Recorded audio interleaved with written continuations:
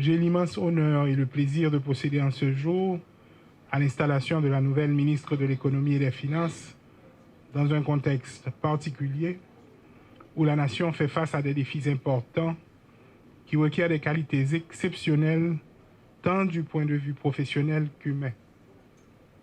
Mais la réussite de notre mission ne se mesurera pas à l'aune de la connaissance des dossiers et à la profondeur des compétences, mais surtout à la capacité de donner des résultats et de faire face aux multiples défis avec un sens de responsabilité et certainement avec beaucoup de sérénité.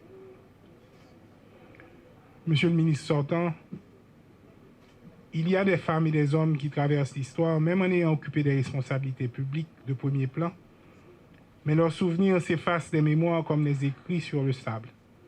Tandis que vous, monsieur le ministre, vous marquez à tout jamais l'histoire de ce ministère et du pays pour avoir su imprimer votre marque à travers plusieurs initiatives et réussites de grande ampleur.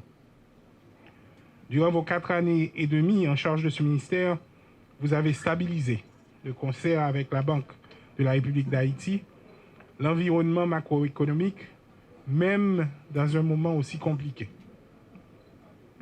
Les comptes publics qui subissaient depuis plusieurs années les contre-coups de nos crises chroniques ont été en partie stabilisés. Les recours incessants à la BRH, ne serait-ce que pour boucler les dépenses de fonctionnement les plus primaires, ont grandement ralenti.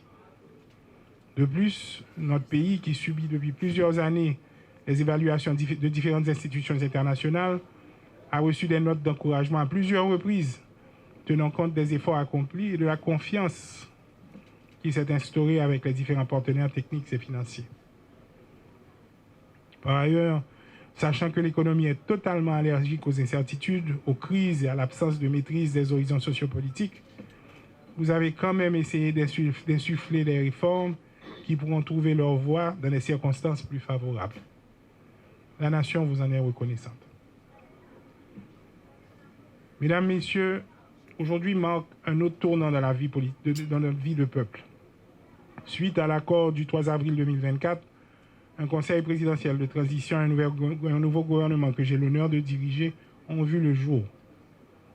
Et pour mener les missions dévolues au ministère de l'Économie et des Finances, mon choix s'est porté sur une grande professionnelle compétente, rigoureuse, ayant le sens de la réalité, une femme qui marque de son empreinte tous les postes qu'elle a occupés.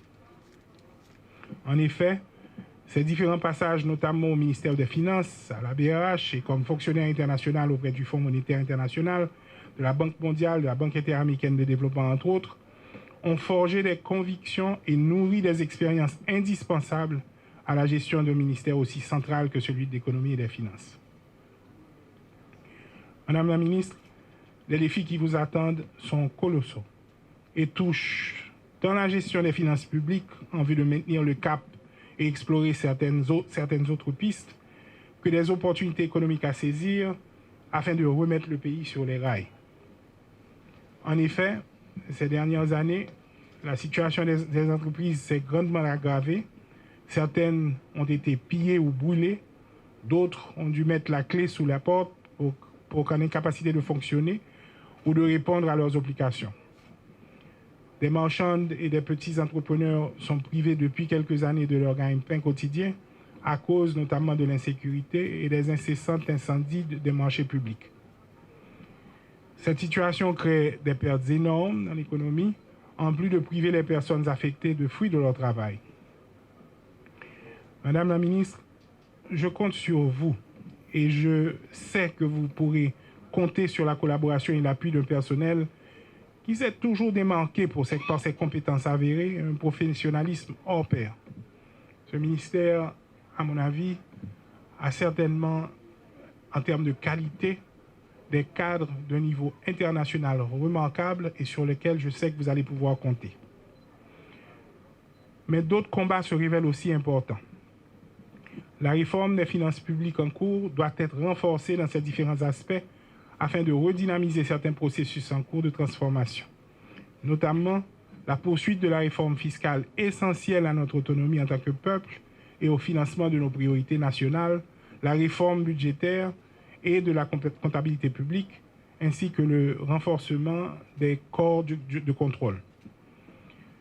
Enfin, il vous faudra également renforcer la coopération avec les partenaires techniques et financiers afin de bénéficier non seulement des expertises appropriées, mais aussi des avantages qui découlent souvent de partenariats solides basés sur la confiance et le sens des responsabilités.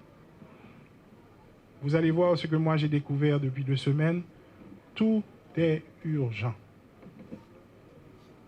Il vous faudra faire montre de perspicacité afin de placer les priorités aux bons endroits, en sachant que nous ne disposons que de 18 mois pour abattre cet ouvrage. Madame la ministre, je vous souhaite du courage et je vous rassure déjà que vous allez pouvoir compter sur nous, sur le Conseil présidentiel et le cabinet ministériel pour vous accompagner dans cette lourde tâche.